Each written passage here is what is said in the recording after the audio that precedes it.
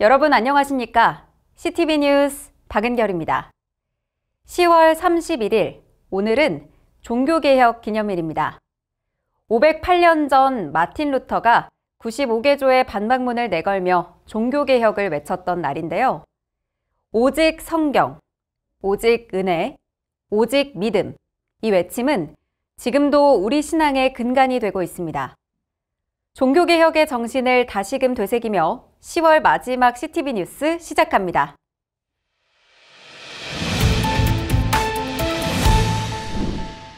백10회기 총회의 주요 정책 공약 중 하나인 교회 종합지원센터 설립을 위한 첫 회의가 열렸습니다.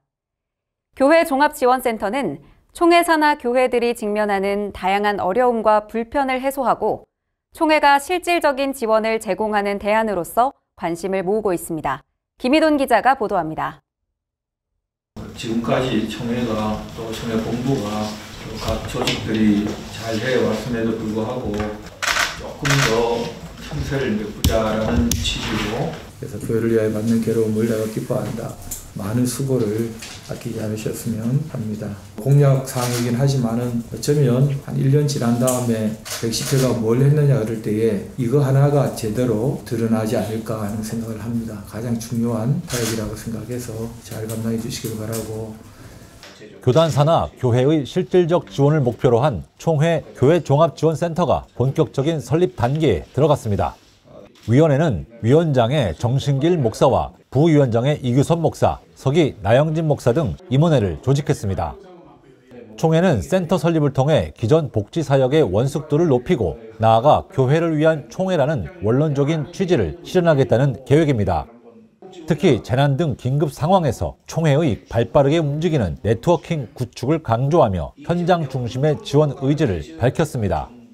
이 센터는 전국 교회들이 보다 가벼운 마음으로 총회에 접근하여 보다 실제적인 도움을 받을 수 있도록 돕는 창고가 될 것입니다. 특히 단순한 원론적 상담과 지원을 넘어서 교회 현장에서 실제적으로 필요한 소리를 듣고 함께 세워나가는 운동을 본격적으로 전개하려고 합니다. 위원회는 현재 행정, 목회 지원, 긴급재난, 복지, 위기상담 등 5개 분야의 종합 지원을 준비 중이며 출범 전부터 문의가 들어오는 등 큰 관심이 전해지고 있습니다. 위원회는 직원 배치를 서둘러 완결하고 민원 대응을 위한 준비에 만전을 다하기로 했습니다. 이에 긴급 직통 전화를 개통하고 총회 홈페이지 안에 전당 게시판을 운영합니다. 또한 교회 종합지원센터의 개소식을 11월 11일 총회회관 민원실에서 갖기로 했습니다.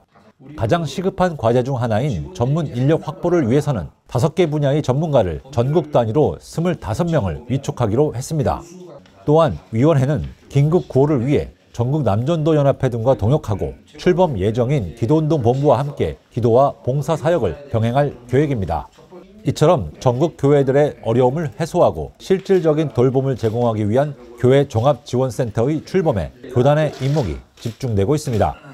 전국 교회와 성도들께서는 총회 교회 종합지원센터의 출범을 위해서 기도로 함께 해주시고 현장의 소리를 많이 들려주셔서 이 센터가 총회 산하 교회들을 더욱 잘 섬길 수 있도록 협력해 주시면 감사하겠습니다.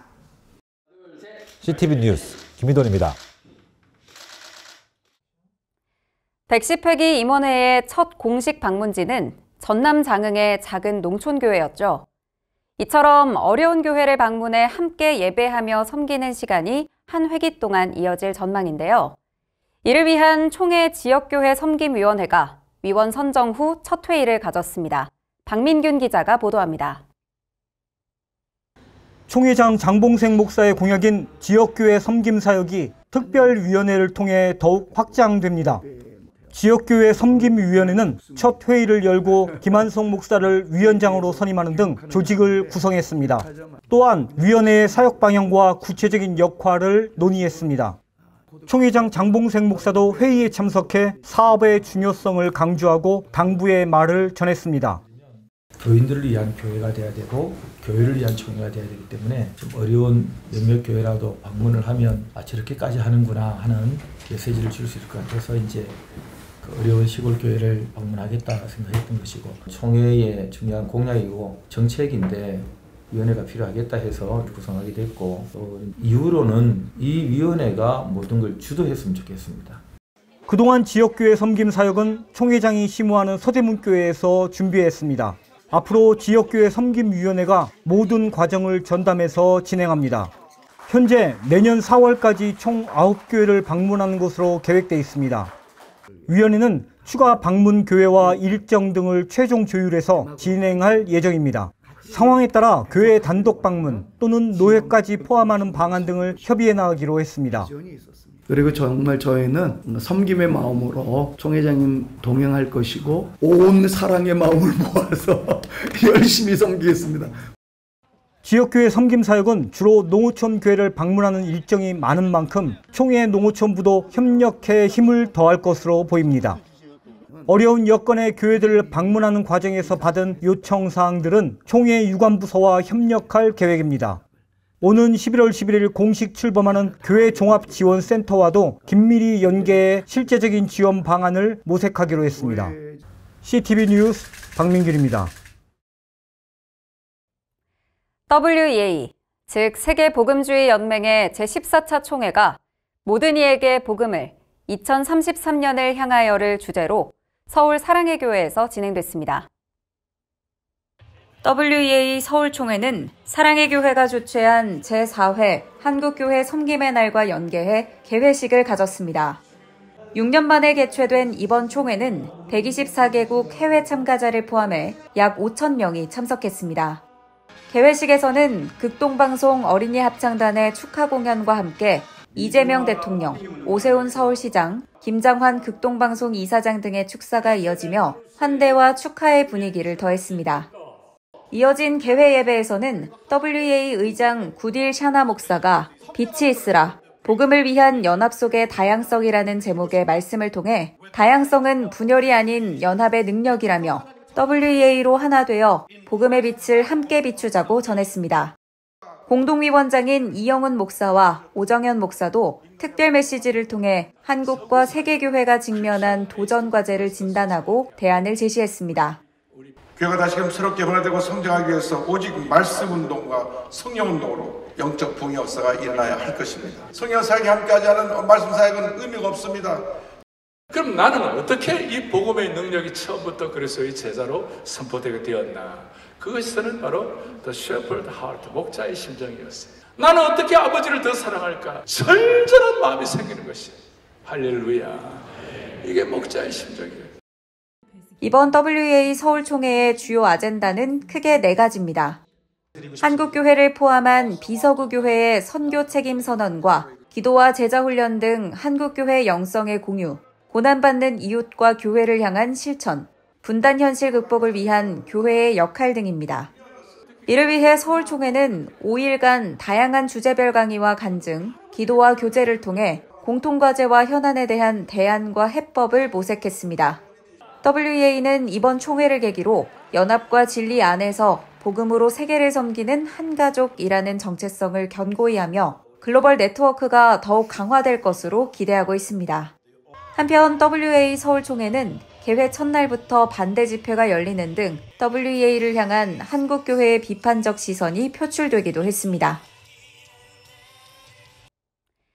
한국교회의 발전에 기여한 리더십을 격려하는 시상식이 열렸습니다.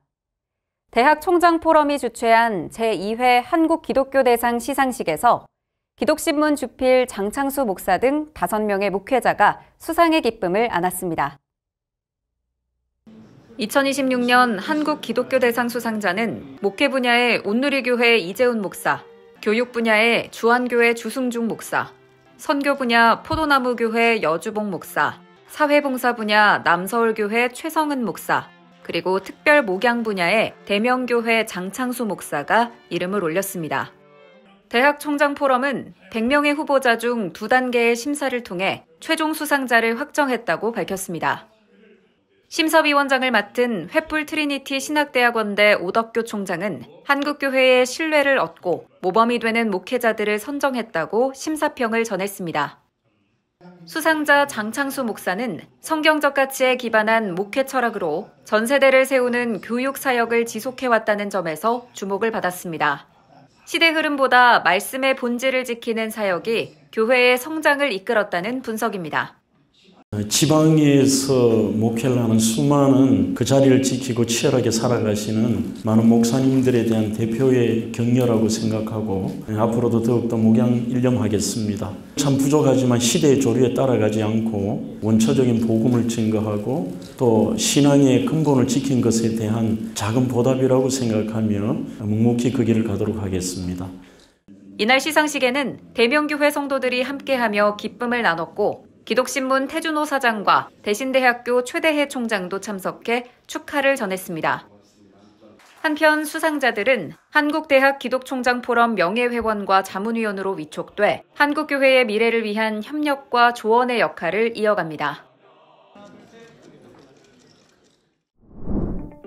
다음 주 교단의 주요 일정입니다.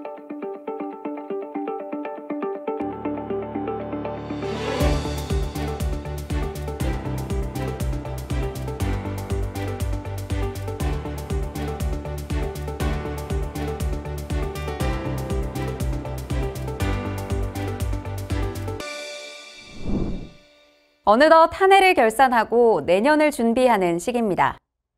교회도 사역계획과 함께 예산을 수립하는 중요한 때인데요. 목회데이터 연구소의 내년도 교회 트렌드 분석에 따르면 대다수의 목회자와 평신도가 본질적이고 관계 중심적인 사역을 원하는 것으로 나타났습니다. 행사나 일 중심보다는 본질적 사역에 선택과 집중해야 함을 시사한 것이라 하겠습니다.